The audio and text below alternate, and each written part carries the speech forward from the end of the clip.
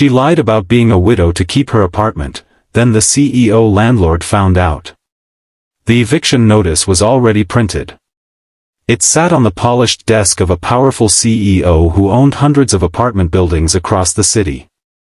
All he needed was one signature, and a young mother and her little son would lose the only home they had left. But what shocked him wasn't the unpaid rent. It was the lie. The woman had claimed she was a widow.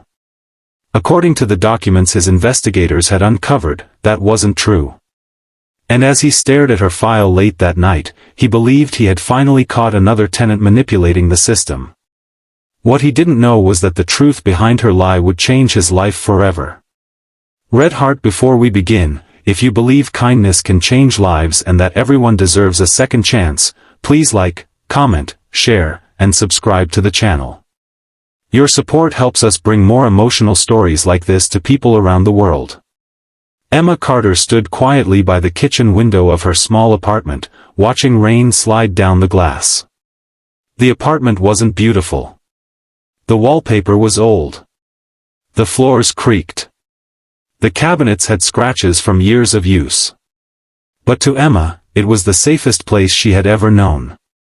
Her 7-year-old son Noah was asleep on the couch, wrapped in a blanket that had once belonged to his grandmother. Emma looked around the room and felt a familiar knot tightening in her chest. She was terrified. Not because she was behind on rent. Not because collection agencies kept calling. Not even because her bank account contained less than $40. She was terrified because she knew her secret could be exposed at any moment. 3 years earlier, Emma's husband had abandoned her. He didn't die. He simply disappeared. One morning he left for work and never came back. At first she thought something terrible had happened. She called hospitals. She called police stations. She searched everywhere. Then she discovered the truth. He had left with another woman. Without warning. Without explanation. Without saying goodbye to his son. The betrayal shattered her. But the financial consequences were even worse. Medical bills. Credit card debt. Missed payments. Everything collapsed at once. The apartment complex offered reduced rent assistance for widows and families facing severe hardship. When Emma filled out the paperwork, she stared at the question asking about her marital status. She remembered Noah crying every night for his father. She remembered empty cupboards. She remembered notices taped to her door. And in a moment of desperation, she checked a box she should never have checked. Widow. That single lie saved her apartment. At least temporarily. For 3 years she carried the guilt every day. Every rent payment reminded her. Every management inspection terrified her. Every phone call made her nervous. But she told herself she had done it for Noah. Not for herself. For Noah. Still, deep inside, she knew lies always come with a price. And eventually someone collects. Across town, 41-year-old CEO Daniel Foster sat alone inside a glass office overlooking the city skyline. People admired him. Business magazines praised him. Investors trusted him. Employees feared him. But very few people actually knew him. Years earlier, Daniel had lost his younger sister to a drunk driving accident. The loss changed him. The warm and optimistic young entrepreneur slowly became cold and disciplined. He buried himself in work. He expanded his company. He bought apartment complexes. Hotels. Office buildings. Everything grew except his personal life. The bigger his empire became, the lonelier he felt. Most nights he stayed at the office long after everyone else left. Success had given him wealth. It hadn't given him peace.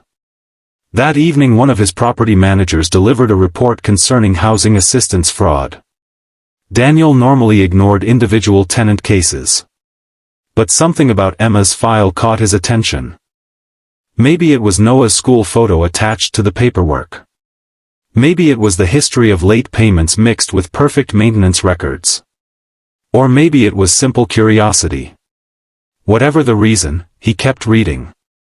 The report concluded that Emma Carter had falsely claimed widow status. Recommendation: immediate eviction.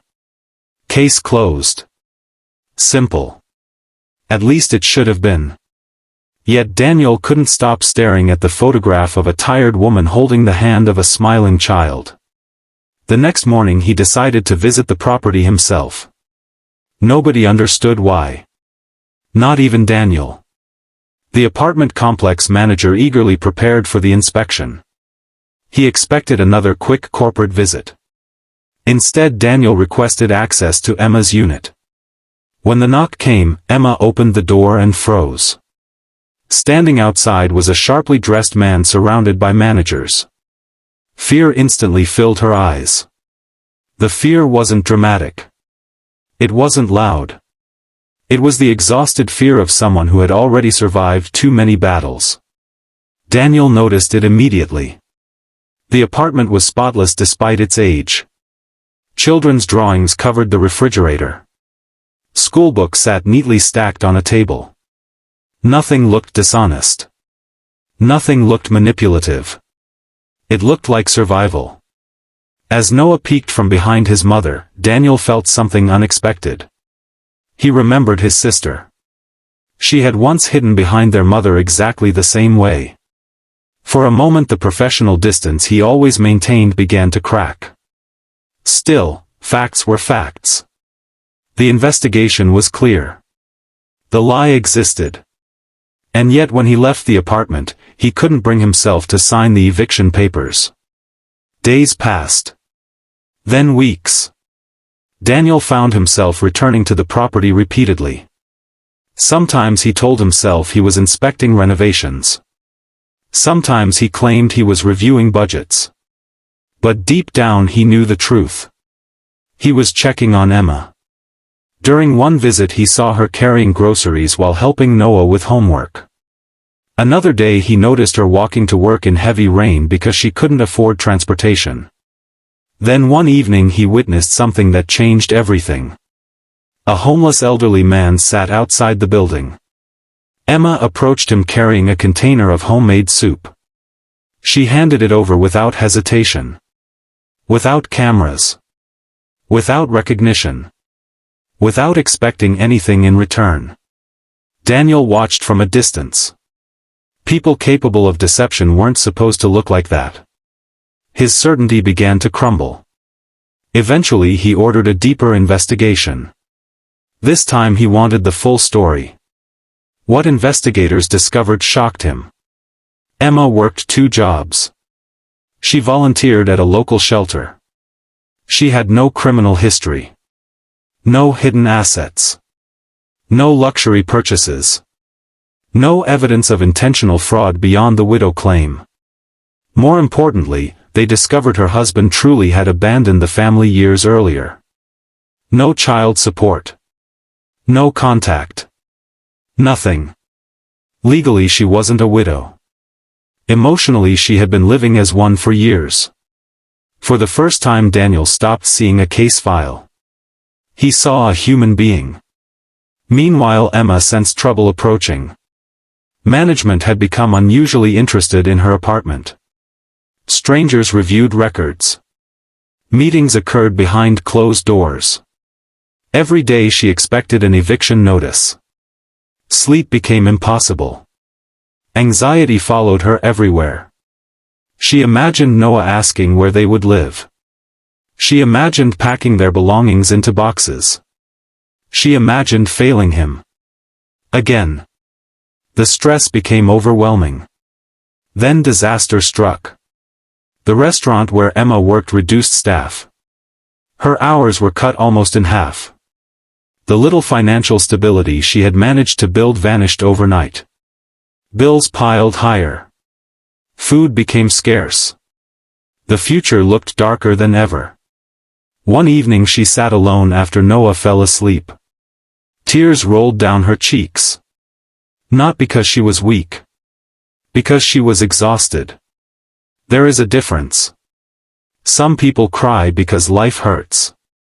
Others cry because they have been strong for too long. Emma belonged to the second group.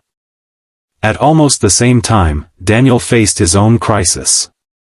His company was preparing for a major merger worth hundreds of millions of dollars. Investors demanded constant attention. Lawyers worked around the clock. The pressure was immense. Yet despite all the money involved, Daniel couldn't stop thinking about one struggling mother living in a small apartment. The contrast bothered him. Why did her story affect him so deeply? Eventually he realized the answer. Because she reminded him of his sister. Not physically. Spiritually. His sister had always helped people even when she had little herself. Emma carried the same quiet strength. The same determination. The same kindness. For the first time in years, Daniel felt something other than ambition driving his decisions. A few days later he requested a private meeting with Emma. When she entered the office, her hands trembled. She assumed the worst. She expected judgment. She expected punishment. She expected the end. Instead she found a man who looked surprisingly human beneath the expensive suit. The conversation lasted over an hour. For the first time Emma told the complete truth. She described the abandonment. The debts. The fear. The shame. The desperate decision she made years ago. She never excused herself. She never blamed anyone else. She simply told the truth. And when she finished, silence filled the room. Daniel looked at her and saw genuine regret. Not manipulation. Not excuses. Regret. Something inside him shifted permanently. For years he had viewed life through contracts, numbers, and policies. Emma reminded him that every policy affects real people. Every rule touches a human story. Every decision carries consequences beyond spreadsheets. When the meeting ended, Emma assumed judgment would come later. Instead Daniel made a decision that stunned everyone. The eviction case was cancelled. The fraudulent status was corrected. Her rent assistance was restructured legally. And a special hardship program was created for abandoned spouses facing financial crises. The board initially resisted. Daniel didn't care. Some policies deserved compassion. For the first time in years, he used his power to protect rather than simply manage. Word spread quietly through the company. Employees noticed changes. Managers noticed changes. Daniel himself noticed changes. Helping Emma had unexpectedly helped him. The loneliness that haunted him began to ease. The bitterness he carried after losing his sister slowly softened. Months passed. Emma stabilized financially. She found better employment through a training program funded by Daniel's foundation. Noah flourished in school. The fear that had lived permanently inside their apartment finally started disappearing. Boxes of emergency supplies were replaced by books. Stress was replaced by laughter. Hope returned room by room. One afternoon Noah received an award at school. Parents filled the auditorium. Emma sat proudly in the audience. Unexpectedly, Daniel appeared near the back. He hadn't planned to stay. But when Noah walked across the stage smiling proudly, Daniel felt tears forming. For years he had measured success in profits. Now he witnessed a different kind of success. A child thriving because someone chose compassion over punishment. That moment meant more than any business deal he had ever completed. Life continued moving forward. Slowly. Quietly. Beautifully. Emma never forgot her mistake. But she also learned something important. One bad decision does not define an entire life.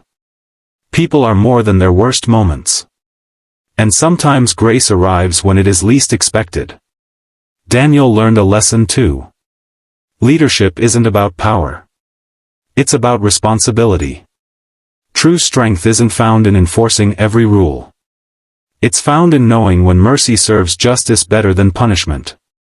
Years later, the Hardship Assistance Program helped hundreds of struggling families. Many never knew its origin. They never knew it began with a frightened mother who lied because she was desperate and a CEO who chose understanding instead of condemnation. But their lives improved because of it.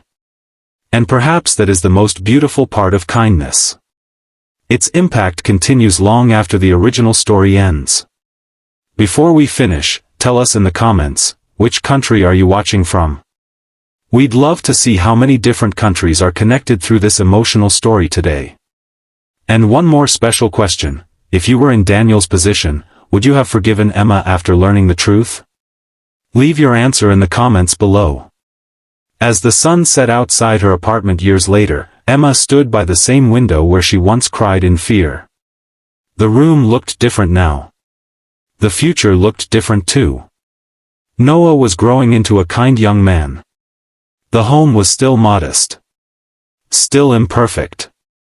But it was filled with something far more valuable than luxury. Peace. The peace that comes when fear finally leaves. The peace that comes when someone sees your humanity instead of your mistakes. The peace that comes when grace wins. And somewhere across the city, Daniel looked out from another window. For the first time in a very long time, he wasn't thinking about profits, mergers, or business reports. He was thinking about purpose. Because one struggling mother had unknowingly taught a wealthy CEO something priceless. The greatest investment is not in buildings. It is in people. Red Heart, if this story touched your heart, please like, share, comment, and subscribe. Your support helps these messages of hope reach more people around the world. And don't forget to tell us which country you're watching from. We read every comment and love hearing from our global family.